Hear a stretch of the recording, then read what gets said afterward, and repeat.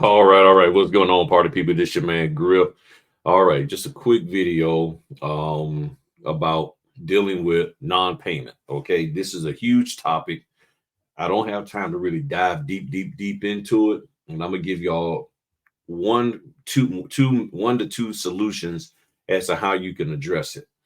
It's very difficult to just make somebody pay you and be responsible for doing that. And also hit the like button, all of that good stuff. And as y'all can already see, I got my rep here, Sharon D. Holloway. That's my Legal Shield rep. So feel free to give her a holler. And I'm gonna show y'all some things real quick. So cutting straight to the chase. The signing company, I mean, not so much, well, it could be some signing companies or some pop-up signing companies, or it could be an individual who was asked to find a notary. And you remember now in your clubhouses and in your Facebook groups, you always hear somebody talking about, yeah, I started, doing notary and I got so much work coming in that I just started farming it out to other notaries. Well, that farming it out to other notaries person, it a lot of times is the one that's not paying you. A lot of times they'll make up a name. Yeah, get it done signing services or whatever the case may be.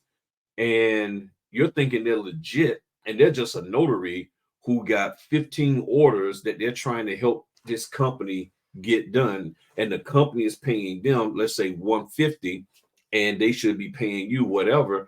But here's the problem. You've already said in your Facebook group and on Clubhouse that they are in, you ain't moving unless it's 150. So what do? They tell you I'll pay you 150. They shoot you this random email, they do this call or text, and you're like, okay, cool. They sound legit, it all feels legit. You run out here and go do the order, you get it back, you invoice them, and you hear nothing else from them. They just straight up ghost you. Matter of fact, they probably called you from a burner phone. They probably got some fake Gmail account that they set up just to communicate with you so you don't know who they really are. They probably made up a name, all of that, because the company who asked them to go get it done, they don't know what they're doing. You don't know who want them to do the work. So you're shooting in the dark. You're taking a real big chance here. And that's a problem. How do we fix this? Well, in my opinion, there needs to be some regulations with signing companies, or the signing companies need to join together and come up with some type of agreement that, some best practices and things of that nature, which is what the notaries are doing underneath the NNA. So we have best practices, but nobody is dealing with the bad signing companies.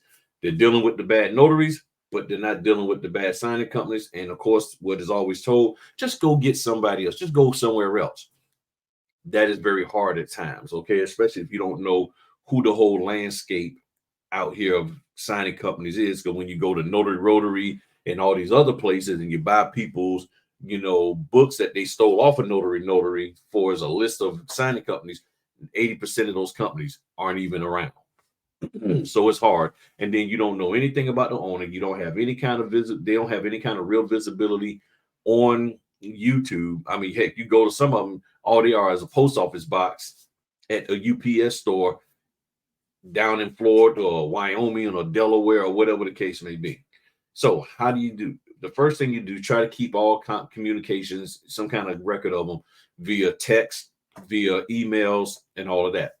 Submit to them an invoice. I suggest electronically sending it to them so there's a trace, a digital foot trail of it going to them and hitting their inbox, even if it's a fake Gmail account or Yahoo or AOL account, and then see if they'll pay you that way. Now, if they choose not to and they keep ignoring you and they act like they don't know you and all this, that, and the other, this is why you get as much information as you can about them. Do some quick research, make sure they valid, make sure there's a real business name, all of that. Look them up, find out what state they're in, all this kind of stuff, and send a letter to them. Now, here's the thing. Here's a secret. You can find them. Look on the third page of the CD, or I'm not sorry, the third page, the signature page of the CD. And on that signature page is the lender, sometimes the broker, and the title company on that signature page of the CD. And guess what? You need to start making some phone calls. You need to start calling some folks and saying, hey, who did you have do this order for so and so? Because with them documents, and this is why you have to keep your scans, scan back everything and keep your scans for at least a year or more in some cases, because you're a business and that can be your business policy to keep all scans for 12 months.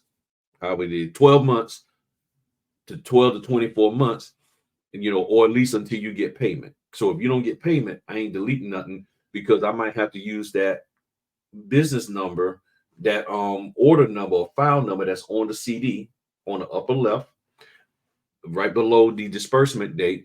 And I may have to contact somebody down here on this here contact list to find out who was the signing company or title company that hired me, because I mean, or whatever, and talk to them to get to the real person. That's how you find out.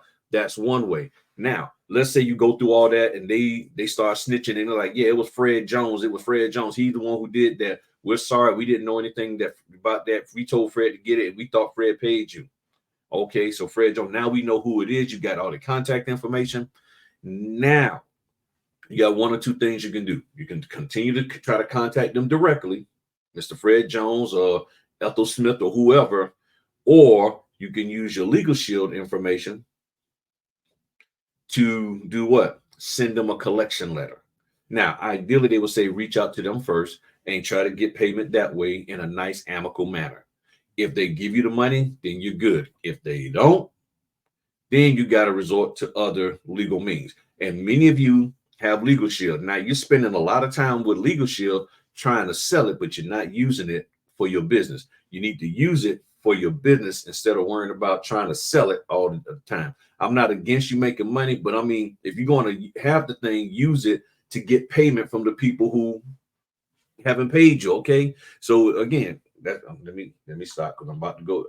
Again, I'm not against people making money, but when I get phone calls a lot about people not receiving money, not either phone calls, texts, or emails, and they're not getting payment.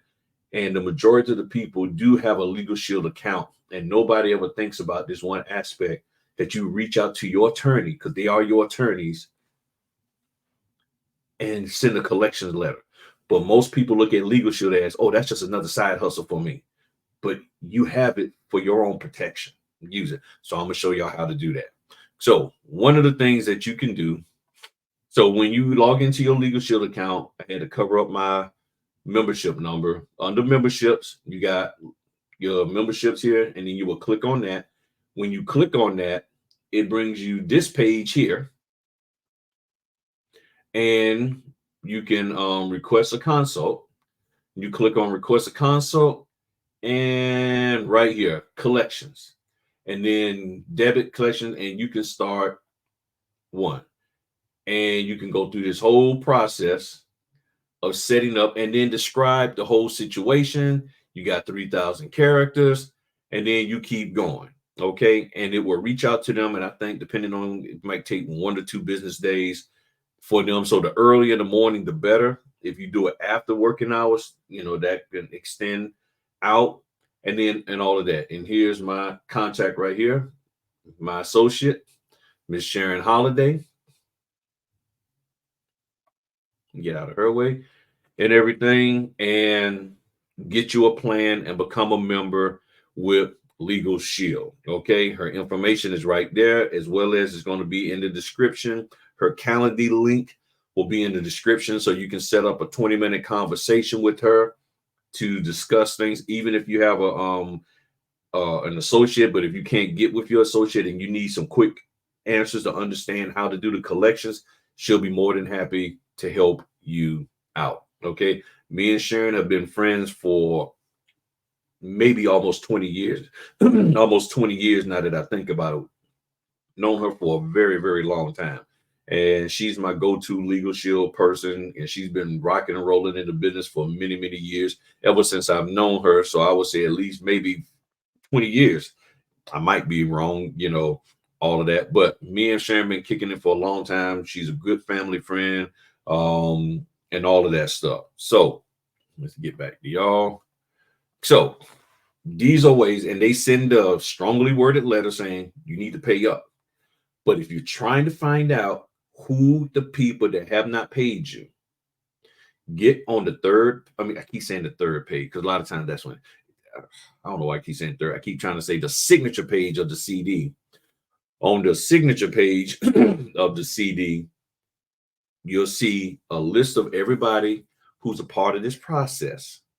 The broker, the lender, sometimes the real estate agent, and sometimes, well, mainly the lender and the title company. And then you may see the broker and the real estate agent, and you can make some phone calls. You can send out a nice little email if their email address is in there and say, hey, I hate to bother you, and I know this is probably not overall your concern or your area because was passed off to a third party, but I need assistance in getting in contact with the individual who hired me to do the closing on this loan. And if you have copies of the emails, make you a PDF copy of them and say, here's the communications, here's the text messages that this person hired me to do this closing and never paid me. Here's the invoice that I sent. I would like help in getting in contact with either that person or the people who hired that person so that I can reach out to them directly because they're no longer responding to me. You do that, boom. Now, nobody can get upset with you for reaching out to them because that person, look, I'm just handling the business. And this is why I like having an LLC. My business is handling business with your business. My business is doing, so it's not a person, they're like, well, that's a personal thing. No, this is Griff Notary Services not being paid by this individual here. So that's one way that you can address it. I haven't had to do that, but I would if I ever got to that point. That's how you can trace down who, because there is record of who was the person that got to you, because that title company or settlement company had to have hired somebody to do the closing. Who hired who? Did the title company hire Frederico and then Frederico pass it off to you? Did the title company or settlement company hire so-and-so signing company off of SnapDocs or Instagram? I mean, off of SnapDocs or signing order, and then they hired Federico, and then Federico said, "Oh no, I know a notary that can do it over here and such," and then they paid him, but he never paid you, or they paid her and she never paid you. If it's not Federico, Francis or Francesca, okay, that's how you need to run it down. That's how you need to run it down. Now, from there, you talk to your attorney. If your attorney says, well, since this person hired that person and that person, we're going after them, it can get that dirty. I'm just saying. And again, this ain't legal advice. This is just my opinion on how I would handle this. Okay. This is how I would handle it. I haven't had to do that. So I'm good. Right now I'm good. But this is what I would do if you're trying to address this situation. So I know signing companies, if you are a signing company and you don't fit in this category of not paying people, then you ain't got to worry about it. Now, the other side of the house, real quick. If you're getting together and doing all these meetups, I don't understand why nobody ever thought of this.